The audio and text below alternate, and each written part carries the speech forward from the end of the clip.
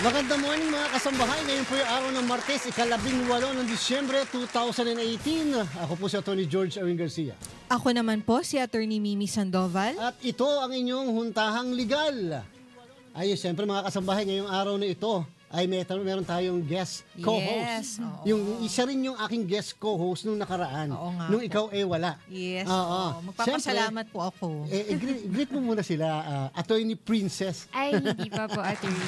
Malapit na. Princess Lay Hello Domingo. po. Yes po. Magandang umaga po sa ating lahat. At siyempre mga kasambahay, dahil nga sa mga nagagandahan ng aking mga co-host ngayon, atin munang talakayin yung katatapos lamang kahapon na Miss Universe. At siyempre, nagbubunyi ang buong sambayan ng Pilipino sapagkat ang natanghal na Miss Universe ay walang dilit iba kung hindi ang ating Miss Universe Philippines. Si Pinanood ko yan, Attorney Catriona G. Gray. Princess. Oo, talagang kinabahan ako. Kinabahan ka? Oo, kinabahan ako. Paano ba maging Miss Universe? Hindi, pero ako para sa akin, hindi lang yung beauty, lahat kasi sila, yung 94 na contestants, magaganda lahat yun eh. No question. Oo. Pero yung namumukod tangi kasi kay Catriona, lalo-lalo na yung kanyang naging sagot. Yung question and answer, nakita mo talaga, hindi yun yung kalimitan kasi minememorize eh. Yung memorize mo, alam mo na kasi kung ano yung sagot eh. Di ba yung tanong, maaari meron ka ng idea, pero kung nanggagaling talaga sa puso mo, yung isasagot mo dahil na-experience mo, madaling sumagot eh. Hindi mo na kinakailangan mag-memorize pa eh. Actually, Attorney G tsaka Princess, dati pa sinusubaybayan ko na yan. Kasi actually may YouTube channel si Catriona.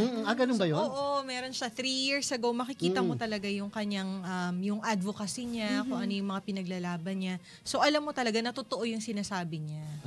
Tsaka nabanggit mo na rin, Attorney Mimi, no? Attorney George, napaka-consistent niya sa mga sagot niya, Totoo. sa advocacy niya. Iba talaga kapag kami advocacy ko eh. Lalo-lalo na sa ganyang mga pageant, sa ganyang mga beauty pageant. Kasi yung tatanong sa'yo, tapos marirelate mo yung yung ginagawa talaga sa buhay mo, and therefore napakadali, di ba? Yun ang palagay ko. Tapos nagre-reflect yun sa aura na lalo siyang gumaganda. Hindi lamang maganda at magaling ang sagot, nagre-reflect na maganda pa siya. Kita mo Yung naman kalooban talaga. niya po. Sa simula pa lang alam mo siya mananalo eh. Ramdam mo yun eh. Sure win daw po. Ramdam mo yun eh. Kaya siyempre mga kasambahay, pang-apat po natin yan na Miss Universe. Simula pa nung si Miss Gloria Diaz. Pero maliban po doon mga kasambahay, yung na-highlight din kasi doon yung kulturang Pilipino. Totoo yan. Kitang-kita mo naman sa national costume niya. Saka kahit po sa gown niya, 'di ba, yung una Evening parang gown. oo, yung una parang ibong adar na yung theme, tapos yung last yung red, yung lava. Tsaka yung lava walk niya. Ang hirap. Akala ko Na naman talaga, nag-viral. medyo na-extra Sinecheck motion ko lang nga yun. po, sabi ko nga, naghahang o Nagbabuffer ganun? ba? Oo, yung pala ganun talaga, slow mo. Kaya nga mga kasambahay, tayo po yung nagbubunyi at talagang nagpapasalamat po tayo sa pong may kapal, sa ating Panginoon Diyos na talaga namang ibinigay sa atin ito para pasalamatan natin. Hindi lamang ang kagandahan, ang kagalingan, kung hindi ang kagalingan ng sambayan ng Pilipino. Yan. Hindi ba? At siyempre, yan naman ay hindi lang talaga pagandahan ng itsura. Hindi lang naman Siyempre yan. po. At yan kung hindi kultura. At yan ay refleksyon din ng ugali. Lahatan na yan eh. Kabuuan Lahatan po. ng kabuuan. Beauty and brain. Batiin mo muna, Atoy, ni Mimi, yung ating mga sino ba mga dapat natin batiin? Ayan, binabati po natin ang ating mga viewers sa Facebook live stream. Lagi pong maraming nanonood. At syempre mga kasambahay dito po sa atin sa Puntahang Legal, pipilitin po natin sa araw ito magtalakay tungkol naman sa pamilya, tungkol sa kasal. Yan po yung mga kalimitan na mababasa nyo, mapag-aaralan nyo pag nasa College of Law kayo, kaya kayo estudyante, sa family code. At saka po sa mga palabas, lagi nating napapanood yan. Yung mga hiwalayan, ganyan. So, dapat malaman po natin kung ano yung, kumbaga yung fact from fiction. Kaya kahapon yung naitanong kay Catriona at naging sagot niya, di ba? Yung sabi niya, yung silver lining lagi. Naghahanap nga ako ng silver lagi. Yes, Catriona, there is a silver lining. Di ba? Yung ibig sabihin, sa lahat ng mga negativism, sa lahat ng something which are negative, you must Lagi. always find something na positive naman. Hindi ba yung, wag mo nang tingnan yung negative na nga eh. Wag mo nang tingnan yung poverty, wag mo nang tingnan yung, siguro kawalan ng pag-asa, lalo na sa lugar na binanggit niya, alam mo, sa Tondo. Pero ang titingnan mo na yung positive side, tingnan mo yung bata. Brighter side. Oo, yung brighter. Pwede naman palang ngumiti. Pwede mo mabigyan ng pag-asa. Pwedeng magkaroon sila ng future. Di ba? Doon mo titingnan at you can become a factor doon sa pagbabagong yun ng mga kabataang yan. At saka po kasi Attorney G, kapag masyadong negative, hindi mo nakikita yung solusyon din eh. Tsaka yung, kumbaga yung perspective mo din dapat sa sitwasyon, mahalaga din na mas maging positibo. Dapat ganun lagi tayo mga kasabay. At siyempre, binabati muna natin si Kuya Daniel Razon. Hi! Good morning, Kuya! Kuya, yung mga tanong mo sa akin ay ite-text mo na lang. Ite-text mo na lang sa amin at yan ay pipilitin naming masagot. At siyempre ngayon happy birthday din kay Tita Nina Domingo. Kita mo Happy naman. birthday! Oo, ang pagkaganda-gandang ina ni Miss Princess Lay Domingo. Nagmana. Oo. At mga kasabay, sa mga may nais pong idulog sa ating na mga problemang legal, mamaya po ayan po yung ating sasagutin lahat. At siyempre nga, family matters ang ating pong tatalakayin ngayong araw na ito. At susubukan po natin masagot lahat. Yung lahat-lahat po ng inyong mga katanungan. Kayo lang po ay magpadala ng inyong mga tanong sa aming text line na number 0966-940-1883. O kaya ay tumawag sa 442-6254. Pwede rin kayong mag-comment sa aming Facebook page. Hanapin lamang ang UNTV News and Rescue at Huntahang Legal. Pero bago tayo mag-break, gusto ko muna itanong ito kay Princess. Diba? Kung sakali ba na sa'yo na itanong, yung naitanong kahapon kay Catriona, ano bang isasagot mo Hindi doon? naman ako ready. Alin po yung tanong? Kasi Yung unang tanong. Hindi yung tatatlo na sila, yung unang katanungan. Ano yung something na nangyari sa buhay mo o yung something na magagamit mo? Kinabahan naman Pwede ba after the break? Kita mo? Kita mo yan, Papa? Kailangan ko pong i-compose. Hindi kami Miss Universe material. Kulang po ako sa height. Ay, pero mamaya mga kasambahay, magtatalakay pa po tayo, lalo-lalo na tungkol sa pamilya. Yan po yung tatalakayin natin. Kasama po ang aking dalawang co-host. Dito po sa ating Huntahang Legal, magbabalik po kami.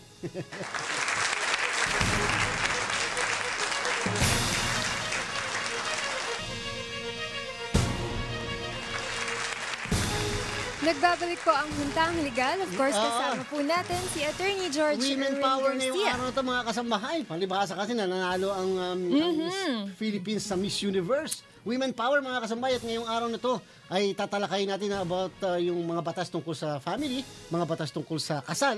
At dahil dyan, ipapakilala ng ating co-host, si Miss Attorney Mimi, ang ating panauhin. Siyempre, bigatin po ang ating guest ngayon, Attorney G. Sa bagay, lagi naman pong bigatin talaga. So, ang guest po natin ngayong umaga ay former National Director ng Integrated Bar of the Philippines at kasalukuyang President ng Women Lawyers Association of the Philippines.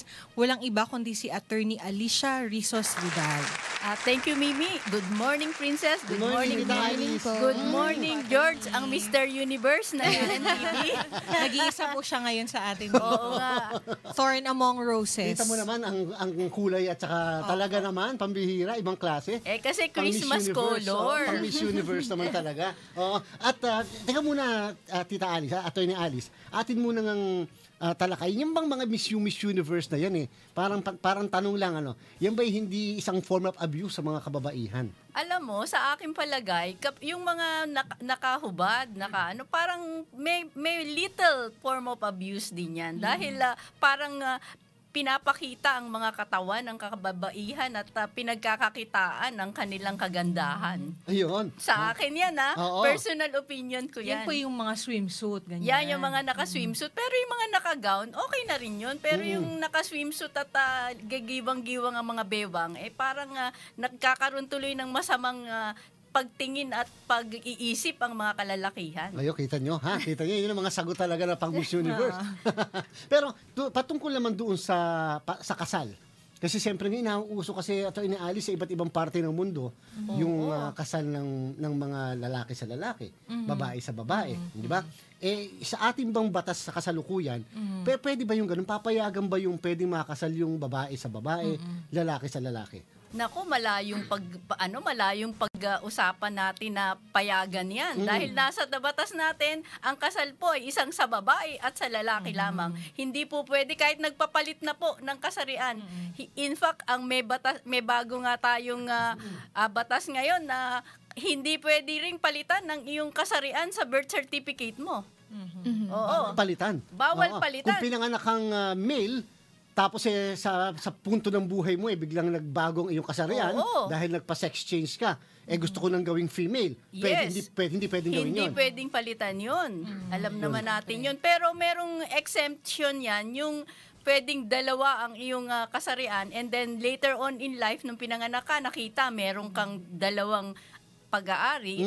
Ngayon, nung later on in life, naging isang lalaki ka na, talagang pwede mong papalitan yun. Yun. Kasi at least nagsimula ka ng dalawa. Ng dalawa. Tapos nung medyo ikaw lumalaki na at na-realize mo talaga lalaki ka pala, pwede mong patanggal yung isa doon. Oo, at pwede mong papalitan ng pangalan mo. Yun naman May pala. Supreme Court decision yung, yan. yung anatomy po talaga ng Yung katawan. anatomy nung pinanganak ka, dalawa ang iyong pag-aari. Ganon. Princess. Nagkaroon nga po tayo ng kaso niyan at sabi ng Supreme Court dahil it is because of medical reasons.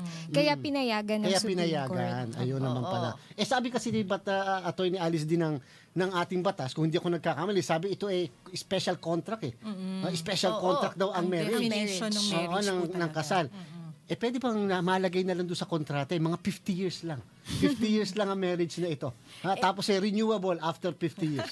Kung may batas na ganun, attorney, kung ikaw may maging senador at balak mong pagguhin ng batas, baka pwede. Pero sa ngayon, wala po. Till death do us part po. Kaya kung meron kayong mga asawa, ay hindi naman pagtiyagaan, tapusin nyo na po ang marriage na yan at pag-igihin na lang. Kasi nga po, special contract of permanent permanent union between pala a yun. man and a woman. So Yes. talagang habang buhay yan. Habang buhay. Maliban na lang kung may mga Maliban na lang kung namatay o may mga mag-file ka ng annulment.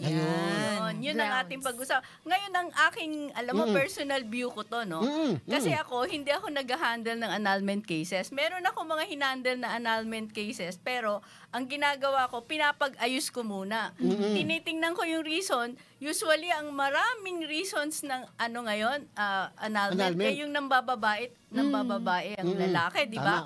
Pero ang pinapayo ko, marami na rin akong napagsama ulit. Napagkasundo.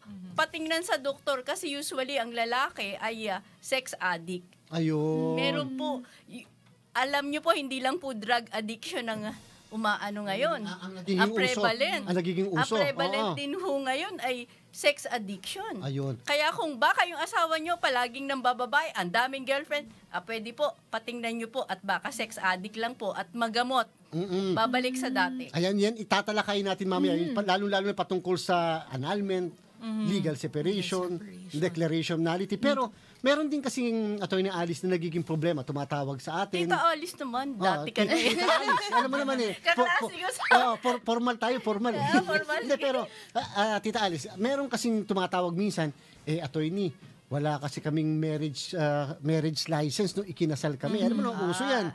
Napunta lang kami sa City Hall basta ikinasal na kami doon. Wala kaming marriage license. Ano ba ang epekto kapag ka ang isang kasal nung nagpakasal na mag-asawa, walang marriage license? Formal requirements yan. Yung mga formal requirements na ganyan, void yan. Ayun. Diba? Oo. Void from the beginning. Pero hindi Void naman... ab initio. Hindi naman maaring sabihin na void yung marriage, pwede ka na magpakasal ulit. Ayun. Paano naman kung halimbawa, akala ko naman yung nagkakasal sa amin akala ko miyembro nung religious sect kung saan kami miyembro. O kaya akala ko naman talagang huwes. Yung pala huwes-huwesan lang. Kaya akala ko talaga may authority o autoridad na magkasal. Paano yun? Pareho din yan, di ba? Formal requirements yan. Void ab initio din yung kasal nyo, pero hindi ibig sabihin na void ab initio, pwede ka na magpakasal ulit. Dahil kailangan pumunta ka pa sa korte. Pero kung ikaw ay kinasal before the Family Code, August 3, 1988, void ab initio, pwede ka nang magpakasal ulit. Ayun. So yun yung siguro yung malaking difference ng family code din. Kailangan ng declaration muna from the court. Yun ang binago ng Family Code sa dating Civil Code. Pero Attorney G, di ba meron po tayong tinatawag na good faith naman po? Kapag dun sa sinasabi niyo pong naniwala po yung mag-asawa na may otoridad yung nagkasal sa kanila. So hindi po magiging void po yung kasal nila kung may good faith po Kung sila. may good faith, kung parang naniwala sila talaga Na may authority po na yung siya. yung pinagkasalan nila may authority. Sabi rin ng batas ay pwedeng yung kasal nila ay valid. Pero at the same time, kung sa akin sa aking opinion ay kung napatunayan kung i-raise nung isa na niloko ako nung isa, betrayed din yung consent mo eh. Paano kung It boils down sa consent. Sa consent naman pa rin. Sa consent papasok yung pagiging void. Essential requisite. So yung mga tinatawag na mga shotgun marriage na ganyan. Lalo na yun. Oo. Yan talaga ganyan ay baliwala ang kasal sapagkat yung mismong pagsang-ayon o yung consent ay baliwala rin. Paano, Attorney defective. George? Sinatgan marriage ako. Tapos sabi ko ganon. Sabi ko, Attorney George, ay, void naman to, pakasal na tayo. so para na-cure na yung defect. O pagkatapos nun, tapos nun, in-erase ko na, ay, sinatgan marriage ako, pero alam ko all the while na void yun. Kaya nagpakasal ako, kasi sinatgan marriage ako. Pwede ko bang erase yun, Attorney George? Pwede mo ba ma-erase yun? Oo, pwede. Kasi shotgun marriage din eh. Paano naman, Tita Alice, yung halimbawa, nagsama sila, 16 years old sila parehas eh. Pero 5 taon na sila nagsasama, mula 16 years old, 5 taon na sila nagsasama, yung bang ganun, dahil basta nagsama sila sa panahon na hindi pa sila 18, magiging valid na ba yung pagsasama nila? Wala, void talaga yun. Pagka before 18 kayo kinasal, kahit na may parental consent, parental advice, lahat ng consent. Kasi po, basta po kinasal kayo before 18 years old, void yan talaga. Kailan ba kakailanganin, Tita Alice, yung tinatawag na parental advice? Pag kinasal kayo between 18 and 21. Kakailanganin mo? Kailangan. Kailangan may patunay po. Oo, may advice. Teka, 18 to 21 parental advice, parental consent, 21 to 25. Ayun ang parental advice. Oy, parang pinapayuhan lang kayong dalawa ha, kayo magsasama ng yung isa consent. Hindi kayo pwedeng pakasal pag wala. Ayun na naman ako. Mga kasambay, tatandaan nyo lahat Pero ng yung mga yan. advice, pwede kayong pakasal. Kailangan after ilang months? 5 months na ilalagay 6 months yata na may publication. After that, pwede nga kayo magpakasal. Ayun, pero maliwanag sa sinabi ni Atty. Alice kanina, Tita Alice, Princess Atty. Mimi, yung sinabi niya na kahit pa sabihin na natin na null and void ang kasal magmula sa simula, hindi pwedeng i-presume ng mga partido ng mag-asawa na ay null and void naman, hiwalay na tayo. Mag-asawa na lang ulit tayo. Kinakailangan pumunta pa rin sa korte. Under the new family code. Ayun. Ang madalas po kasing nangyayari, no, kahit mapapakinggan mo sa mga radyo or sa mga teleserye, akala nila, halimbawa, walang bisa, maghahanap na ng iba. Okay lang kasi wala Pakasal namang na, bisa yung kasal. So okay lang na sumama sa iba. Ayun. Hindi po ganun yun. Naku, Oo. mga kasambahay, napakainit na ng ating tinatalakay ngayon. Kasalan na at saka mamaya hiwalayin na yung ating tatalakayin. Pero mga kasambahay, magbabalik po ang Huntahang Legal. Makalipas lang ang ilang paalala.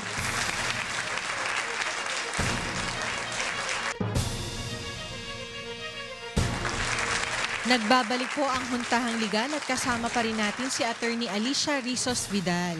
Ayan, Attorney G, gusto Yes. kong itanong sa ating guest ngayong umaga, ano-ano po ba yung mga grounds for annulment?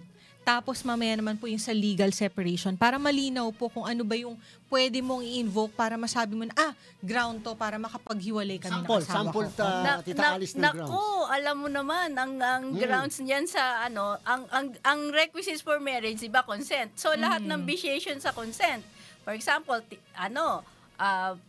dalawa yan. Ano ba yung gusto mo, kung void or voidable marriage? Pero ang sikat ngayon ay yung psychological incapacity. Naku, As ground. Article 36. Article 36, napakarami. Yun ang pinafile. Lagi po yan. Oo, Lagi ginagamit na kasi ground. kung halimbawa ng babae, ng lalaki, hindi naman po yan ground for annulment. Hindi po yan ground. Kailangan may vitiated ang consent mo o pinors ka. Yan po yung yung sa edad, yung license, walang authority solemnizing officer. Yan po yung mga grounds. Ngayon, yung psychological incapacity, yan po yung all-encompassing. Sasabihin sa inyo ng lawyer nyo, baka dito ka pumasok, pero ang mahirap din po yan i-prove dahil yan po yung psychological incapacity, grave personality disorder, which is incurable and permanent and Existing existing before, during, the marriage. O yun. Oo. So, ibig sabihin, incurable talaga siya. Hindi naman siya yung mental illness. Hindi siya yung, ay, sira ulo yung Pero pangasawa mo. grounds din po sa annulment yung unsound mind, di ba? Pero at least yung psychological incapacity, hindi it's really more than yung parang insane lang yan. Dapat para nagmamanifest yung, hindi siya failure to perform essential marital obligation. Pahila-hilata lang dun. Tapos hindi nagtatrabaho. Oo. Pero linawin natin, Attorney G, tama po ba, Attorney Alicia, na yung kapag sinabing may psychological incapacity, ang marriage po ay void ab initio. Tama po, di ba? Void ab initio, void from the beginning. Oo, Meaning walang bisa simula parang sa umpisa. parang hindi kayo kinasal. Okay, Mabubura yung kasal nyo. But the thing is, yung mga anak nyo, legitimate pa rin po yan. Legal lahat yun. Legal lahat. Legitimate Yun children po, lahat yun. yung magandang factor Magandang factor, yung mga bata hindi po magiging illegitimate. Kaya yung iba natatakot magpaanal, baka daw yung mga anak nila Status lumabas po. na illegitimate. Hindi po. Ang effect po, yung mga anak po ninyo ay legitimate pa rin. Pero yung kasal nyo ay wala. Wala na talaga. Parang hindi kayo kinasal. In fact, pwede na kayo magpakasal ulit. Diba? Pagka na-annul yung kasal nyo, pwede po kayong magpakasal ulit. Pero ang pinakamaganda ay kumuha ng abogado. Diba? Siyempre. Kapag po ba may na-declare na may psychological incapacity po ang isang tao, ibig sabihin pa po ba nun ay hindi na siya pwedeng ikasal?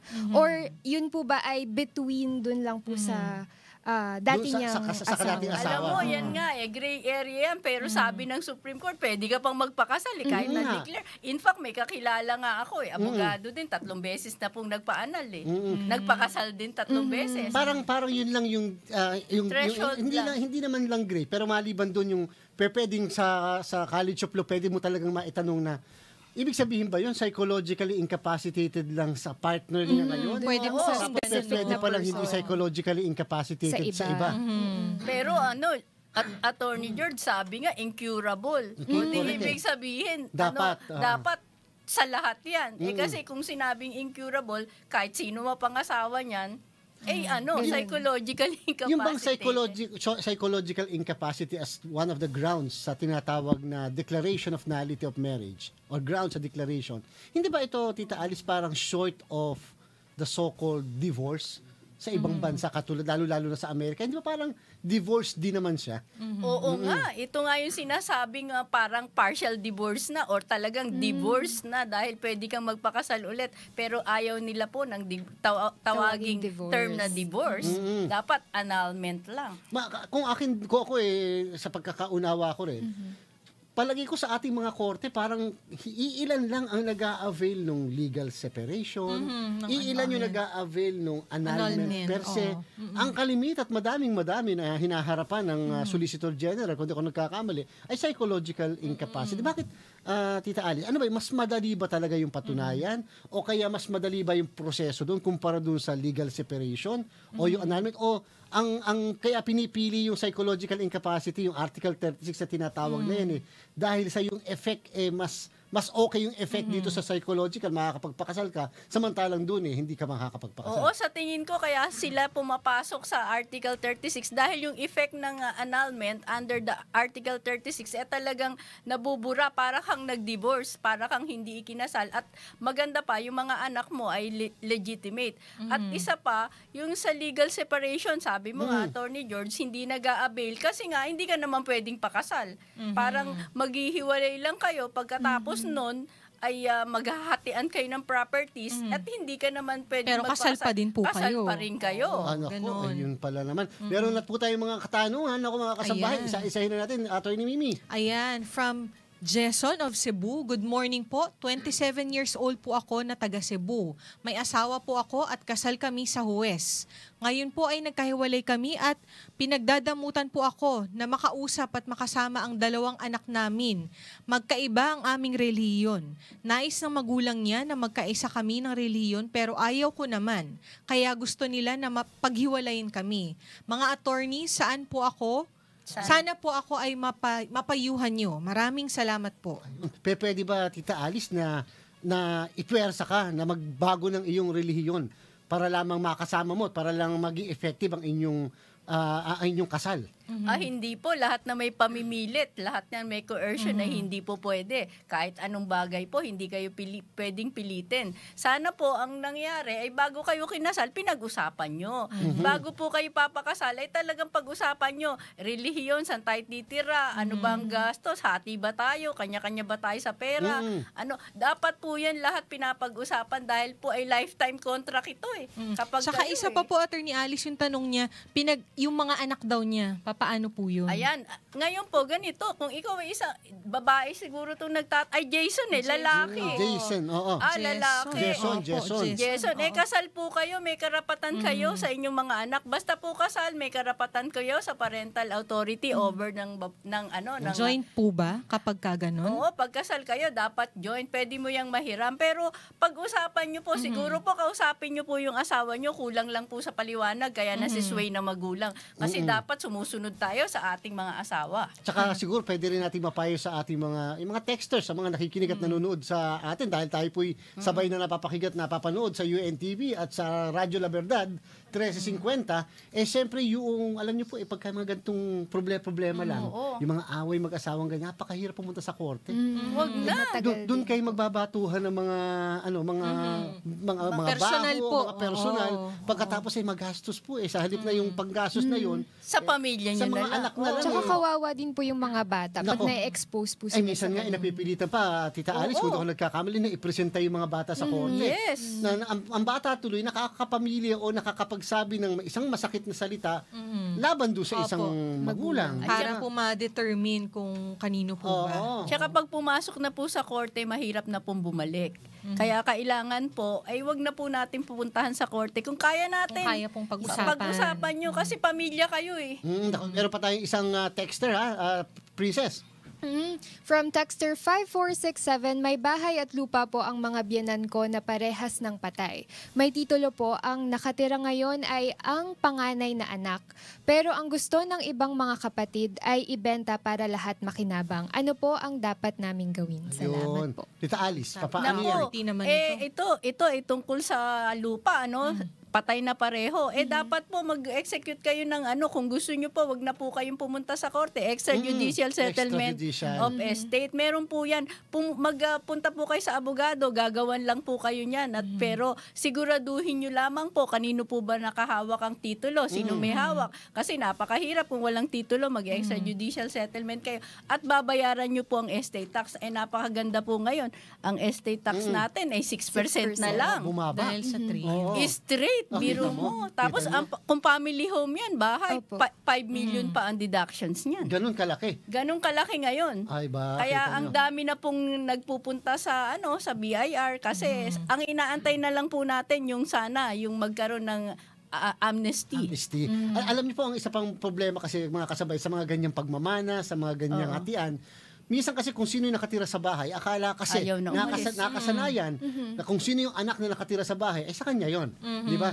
Sa atin po, sa ugaling Pilipino, talagang pinapabayaan niya kung sino yung bunso o kung sino yung naandoon na nakasama ng mga magulang. Pero siyempre po, pinagsisimulan nyo ng away.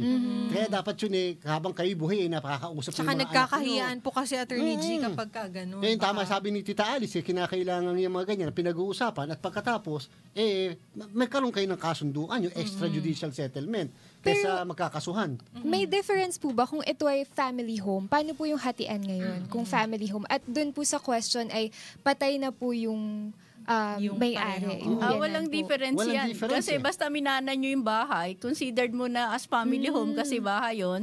So, babawasan nyo ng 5 million. So, kung magkano yung amount, kung less than 5 million, wala na kayong babayaran na tax. Basta kumuha lang kayong tax clearance.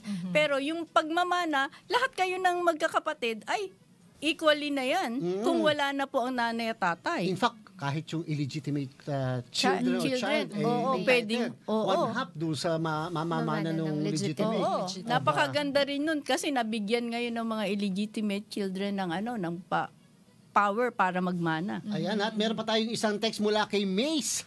Ang ipinamana po ng tatay ko sa amin ay malaking utang na hindi namin alam. Madami pong ganyan. Wala po bang batas na pwede magsabi na wala lamang kaming kinalaman sa utangan na nangyari? Hinaharas na kami nung inutangan niya.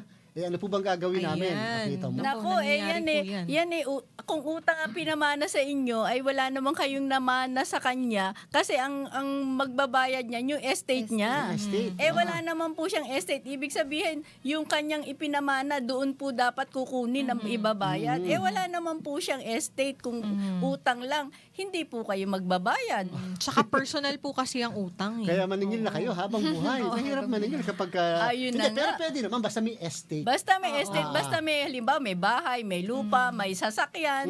Kung wala talaga utang lahat, ay wala po kayong makukuha. In the first place po, dapat cautious bago magpautang. Di ba ganun na lang po? Ako nga ngayon, hindi na ako nagpapautang. Ibibigay ko na lang ng utang ng ganito, bigyan mo na lang para hindi na po bumalik. Wala na po tayo sakit ng ulo. Pero wag niyo po laging isasaisip yung dahil wala naman nakukulong pagka utangan eh. Di ba? Pero ang ibig sabihin po natin, mas maganda rin na pinaplano yung pangungutang at pinaplano rin yung pagpapautang para hindi nagkakaproblema. At dapat lagi pong pag lagi po tayong nakapapeles, may dokumento. Pag hinaharas na ano daw po ba ang gagawin? Pwede bang idemanda? Idemanda nyo ng grave coercion. Marami na akong nademanda ng grave coercion. Yung mga nagniningil sa di ba? Sobrang sa credit card. Sobra yung mga nangniningil. Grabe. Kung makamura. Agresibo. Tapos, minuminuto, tumatawag sa opisina. Abay, harassment Nananakot din yan. po. Nananakot. Mamaya, pabigay niyo yung number niya. Hindi Tita Alice sa mga nahaharas Bigay nyo sa akin, kakausapin ko, tatakutin ko rin. Double coercion. Magbabalik po kami sa ilang sandali.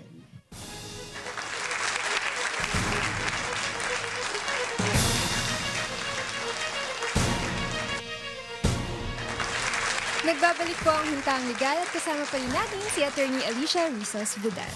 Thank you, Princess. Mayroon po akong follow-up question by the way from Sure yung naman. bago tayo nag-break po. Now, pinag-uusapan po natin kasi ay ang utang at ito ay pamana na utang. Paano po kung hindi naman po nakapag-claim against the estate yung nangutang? Pwede pa po ba rin niyang habulin yung mga heirs? Pagka nahati-hati na. Opo. Pag nahati-hati na. Halimbawa, tite, meron yung sabi ni parang ang ibig sabihin ni Princess kabuuan yan.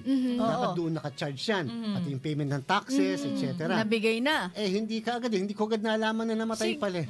Sa akin, depende yan sa, di ba, meron tayong prescription sa civil code. Siguro kung hindi pa prescribe, pwede mong habulin yan.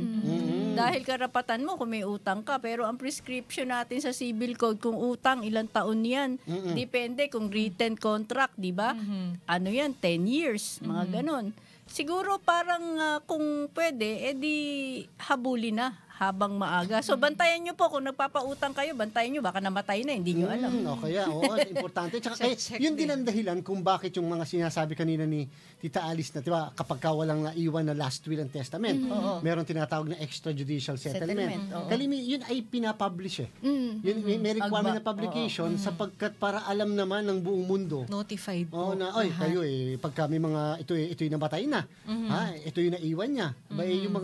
Yung mga may nagpautang dyan kinakailangan. May hahabulin May po. hahabulin. Importante yun. Usually, hindi na rin naman tayo nag-extrajudicial settlement kasi magastos pa. At pero kung may pera po sa bangko, hindi pwedeng wala. Dahil Hindi ibibigay ng bangko. i-require lagi ng Yun ang bangko. problema, hindi nabibigay ng bangko. Minsan, naiiwan na nga sa bangko. Kasi po, yung iba, hindi nga alam kung nasa ng passbook. Wala din pong proof na meron nga talaga. Bank Kaya account. dapat yung mga may edad na po, ay i-entrust nyo na po doon sa iyong katiwala yung inyong mga bank account.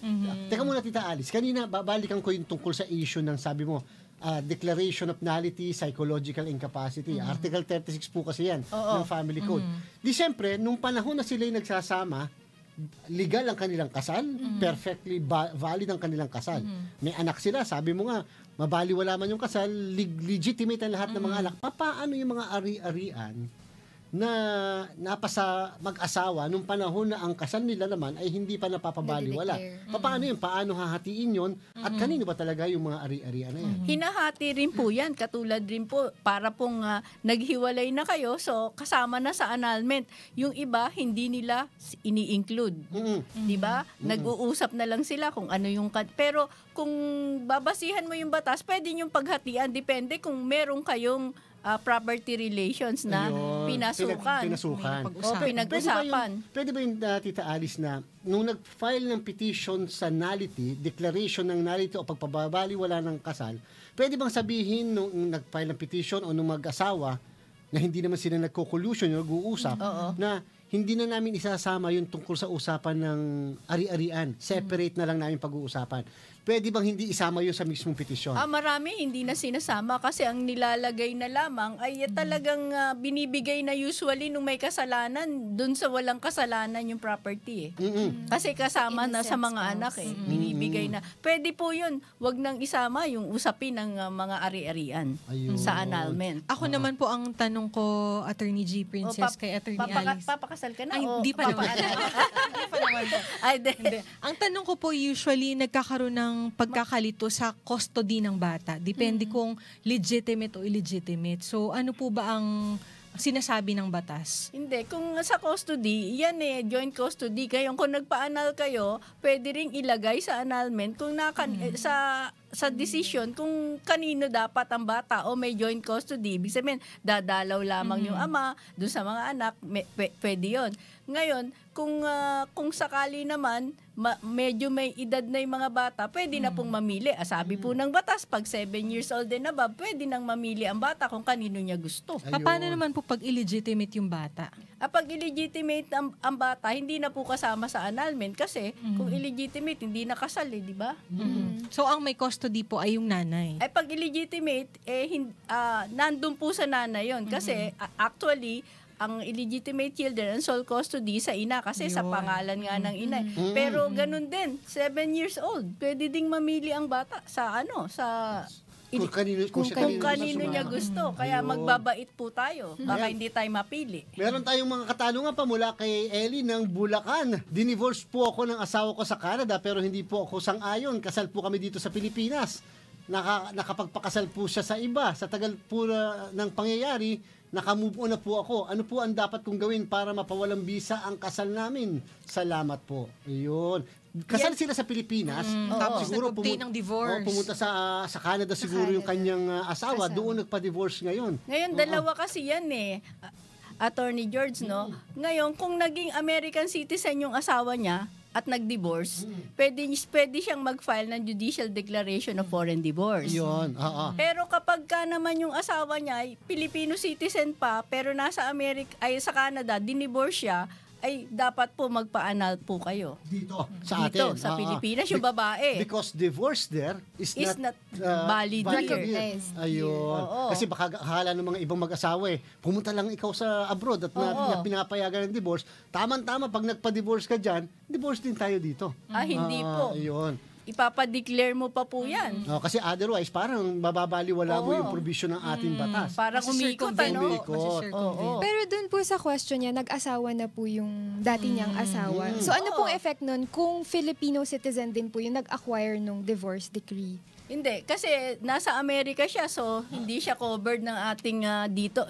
Nasa Amerika siya. Yung criminal liability. Yung criminal Opo, liability. kung bigamos po ba yung marriage na yun? Alam mo, jurisdictional kasi yung Criminal law. Criminal law. Oo, criminal Oo. law. Kung doon siya, hindi siya pwedeng hindi Kasi siya doon po pwedeng kinumit. makasuhan ng bigamy. Dito, isa lang kasal niya. Maliban na lang siguro, Princess, kung babalik sila dito sa Pilipinas, Oo, kung at lalaki kasal nagpakasal, at pagkatapos ay nakipag-cohabit Habit dito, siya. ibang usapan Doon yan. ibang usapan. Oo. Oo. Ibang magkakaroon ka na ng krimen dahil papasok na ang jurisdiction ng Pilipinas. Pero pag doon, na involving doon sa kasal dito, hindi ka pwede Hindi mo makasuhan po ng Ayun. bigamy. Attorney Mimi, meron pa tayo mula kay Rosaline Ayan. Jose.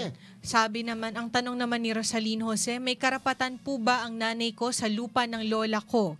Siya lang ang anak sa unang asawa at may 6 na anak sa pangalawa. Patay na ang lola ko at sa kanya nakapangalan ang titulo ng lupa. So yung sa lola nakapangalan yung titulo. Oo. Tapos siya yung Tapos unang- yung nag-iisang anak doon sa unang asawa Unang ng kanyang asawa lola, siya yun yung kanyang nanay. Oo. Ang problema dyan, Attorney George, hindi natin alam kung kailan nakuha yung lupang yon. Kung sa unang marriage ba o sa pangalawa. Yun ang importanteng malaman. Oo, kasi kung sa una yan, may magmamana yung unang Siya. yung Yung nanay yung niya. nagtatanong. Kung sa pangalawa nakuha, walang pakialam yung nanay niya doon. Oo nga, no? Napaka-importante po yun. Oo. Makiki-text nyo po uli yan kahit na pagkatapos ng show natin para malaman natin, para mas Follow up mapayuhan lang namin po. kayo ng Opo. maayos. Saan Oo. po ba sa inyong pagkakaalam nakuha ng nanay nyo yung lupang yan? Sa panahon ba ng unang kasal o sa panahon ba ng Lola pangalawang niya, lola. pangalawang kasal? Di ba? O may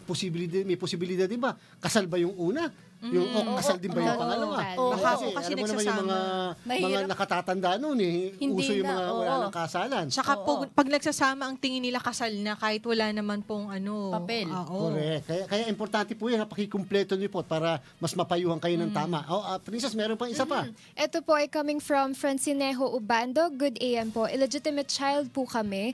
May house and lot si Papa along the highway and hindi ko po alam kung illegitimate din ang unang anak ni Papa. Ang tanong ko po, maaari po ba kami humabol sa naiwan na bahay at lupa? Kami po'y permado ng Papa namin sa birth certificate na kami ay anak niya at dala po namin ang apelido niya. Marami pong salamat. Ayun. Talagang meron kayong karapatan. Yun Kasi ang maliwanag. nasa family code ngayon, ang mga illegitimate child ay may karapatang magmana. Pero kalahati lamang po ng parte ng legitimate child. Ang iyong pero meron po kayong karapatan. Kaya nga lamang po ay tanungin nyo kung nasaan ba yung lupa, sino ba may hawak, may titulo, baka naman nailipat na, huli na ang lahat, di ba? Yung pala naman napalabas na nagkabentahan. Nagkabentahan bago namatay ang... Oo, binenta sa anak. Binenta sa anak. Ay, paano nyo mahahabol kung bentahan yon? Oo. At pagkatapos pirmado talaga ng tatay ninyo. Oo. Talagang yung nanotaryo na maayos. Pagkatapos pumunta mismo yung tatay mo sa notaryo publiko. May problema. Tapos natituluhan na pala. Tapos natituluhan. Ayan, yan ang malaking problema. Mahirap maghabol Kasi dyan. kung manahan lang ang usapan, may habol kayo. May Walang habol, problema. oo. Ang problema, kapag ka nagkabentahan na at napalabas na yung bentahan prior to the... Oo, prior to the death ng binenta, Wala na may presumption na binayaran siya. Wala na. Napaka-importante po yung mga kasabay. Lalo po yung, alam niyo po, yung nag-iisang bagay o fact Yung na mga yun. detalye po. Na detalye. Kung masasabi niyo ng tama yun, baka po kasi mag-iba yung payo. Oo. Mag-iba po yung payo. Depende po sa sa sitwasyon. Kaya napaka-importante po mga kasambahay. At ito, palagi ko yun ang pinupunto rin ni Tita Alice at bilang presidente rin ng Philippine Women Lawyers, ay yung importante na lagi rin kayong kukonsulta. Sa para din doktor, hindi naman po kinikonsider kasi na iba mahal yan, mahal. Hindi po. Madami pong abogado, madami po sa mga asosasyon, IBP, Philippine Women's na nakukonsulta, wala naman pong bayad Ako po may Facebook page ang Women Lawyers Association of the Philippines. Ang Facebook po namin ay Free Legal Consultations. May S lang sa huli. Kapag nagtanong kayo doon sa Messenger, sinasagot ko po yun. Maski madaling araw. Yun po ang sa isang araw nga, ang dami kong tanong. 20, 30, sinasagot po namin. Ayun. Maganda po yung ganyan. Alam niyo po, mas maganda po may magko-consult kayo tapos may second opinion. Bandang huli, pwede kayo makapamili kung alin yung pipiliin niyo, bibigay sa inyo yung consequences. At saka siguro po, Attorney G, magtanong po sa abogado. Kasi minsan, yun nga po, Abogaduhan. o kaya napapanood po sa TV, ayan, valid, ground na to, pwede nang magpaanal. Iba kasi yung pagka sinapelikula na may mga twist. Oo, syempre At iba kailangan yung- madrama. O ganun. Pero hindi po, kailangan malinaw po at naayon sa batas. Kaya po kakausap tayo ng abogado. Tama. Meron pa tayo princess isa pa. Pero ito not necessarily related topic daw. Pero Marami atin din po po kasing pagbibigyan. nakatune in. Ayan. Ito ay galing kay Mark Reyes ng Caloocan. Senior citizen na po ako, 70 years old sa isang taon. Umasa po ako sa retirement pension mula sa GSIS. Ang kaso, 179 lang ang contribution ko. Short ng isang buwan sa 180 na requirement. Inapil ako na po sa board ng GSIS pero denied ito. Maaari raw po akong lumapit sa Court of Appeals. Ang tanong ko po ay may pag-asa po kaya na manalo ako kung sakaling iakyat ko ito sa CA. Maraming salamat po. Ayun. Nako. Tita Alice, nako. Ano ba yan? Alam nyo po may batas. Kapag sinabi ng batas, ganito, hanggang dito lang. Ngayon po, kung sakali humanitarian reason kung bakit nyo iaakyat, siguro po mag-motion for reconsideration muna kayo sa board ng GSIS. Wag mo nang pupunta sa korte. Wag muna po kayong pumunta sa korte, baka maawa. Pero gusto nyo po, ang ating Pangulo, meron po tayong apat na 8, 8888. Ayun, tama yun. Oo, Presidential dun nyo po- Action Center. Yun, doon nyo po, o kaya pumunta po kayo sa Malacanang, baka po matulungan kayo. Diretso Ang agad. ibig sabihin ni Tita Alice, may tinatawag po kasing prinsipyo sa batas, yung exhaustion of Administrative remedies. Hanggat maaari, huwag kang pupunta muna sa korte kung kaya. At ayun po ang purpose din doon, ma-declag. Oo. Mapaluwag yung pong mga kaso sa korte para naman hindi masyadong sobrang dami. Ako din, Tita Alice, ang akin lang din po namang panawagan, lalo-lalo na po sa GSIS board. Yan na nga 70 years of age po yun Oo. Isang buwan lang naman. Ako naman, for what, tatanda rin Opo. kayo Diba, humanitarian consideration, ano ba naman po yung isang buwan? Hindi naman po siguro milyon ang pensioners nyo o yung mga membro nyo na hindi makakabayad ng isang buwan. Di ba? So, kung pagbibigyan nyo ito, sabihin na natin magiging president, halimbawa lang po, hindi naman siguro maghihirap ang GSIS. Magandang ibigay nyo na po siguro. Alam ko pong may polisiya, may rule. Kaya lang pagka ganito naman po, 70 years of age, isang buwan lang naman. Siguro may amiendahan din. alam mo, meron pang way yan dahil nagawa ko na yan sa isa kong kaibigan Kaya lang, kulang din siya na isang buwan. Nakiusap ako sa isang justice ipasok. Kasi walang age limit sa korte. Oo. Para tsaka yung confidential staff. So, pinapasok ko ng 3 buwan. Oo. Di sumobra na Ayun. ang contribution. Mabuti ko lagi may kakilala Yun katulad na mo nga. na maipapasok sa ganun. Oo. Kaya pwede rin naman na bigyan din. Bayaran na lang niya yung isang buwan na yun, sabihin ng GSIS board. Hindi pa ba kaya nga tayo may Senior Citizens Act Yung para sa akin, wala man po nakalagay doon, specifically doon. Dapat. Pero all doubts should be resolved So, in in favor favor. of the senior citizen. Pero Attorney G, pwede rin po ba dito mag-apply ang portability law in case po nagtrabaho siya sa private na company? Dapat sana ganun. Dapat para sana, po madagdagan yung nagtataka isang nga buwan. ako, maliban sa baka kulang nga yung binigay na detalye, kung bakit pa dininay ng board ang ganitong klaseng request. Sana ipagbigyan naman. Baka naman. Oo. Ay, linawin din po sa Pero tama yung sinasabi ni Tita Alice, kung sakali may kakilala rin kayo at paninindigan talaga ng GSIS yung kanilang desisyon na kulang, ay baka nga sakaling pwede maipasok lang Magawa kayo ng paraan. sa opisina ni konsihal. Kahit confidential lang naman, confidential lang, di ba? Kahit mga ilang buwan lang. Kahit para tanod yun. mapunan. Oo, para mapunan. Ito pa, mula kay Texter 7739, good day, Matoyni. Isa po akong security guard. Binigyan po ako ng agency ko ng suspension. Tapos itinanggal nila ako sa trabaho na kung tutuusin ay labag sa sinasabi ng handbook namin. Hindi naman yung client ang nagtanggal sa akin. Hanggang ngayon po wala akong duty. May habol po ba ako sa agency? 19 years na po ako nagtatrabaho sa kanila at sa client namin ay 15 taon na. Tita Nako, Alice, kung ikaw ang makokonsult nito. Matagal na pala siya. Ganito, may tanong ako sa kanya. Kasi kung tinanggal siya, kasi alam nyo, ang security agency, misa may floating status yan may mga ilang buwan na hindi ka. Actually, kung tinanggal ka dun sa client, hindi ibig sabihin tinanggal ka na.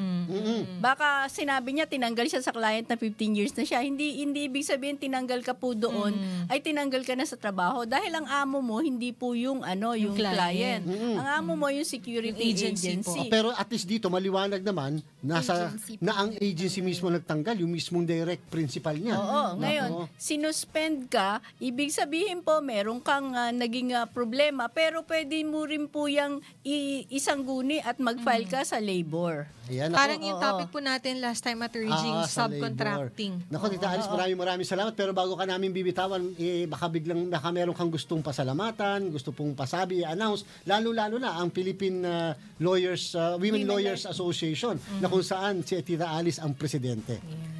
Salamat Attorney George, Attorney Mimi, of course, Princess, soon to be lawyer. Napakalaking opportunity at napakaganda at ako'y naimbitahan ngayong umagang ito. Ang Women's Lawyers Association of the Philippines ay nagkaroon na po kami ng 79th anniversary. 79th? Oo, matagal, matatanda na po ito Hindi naman.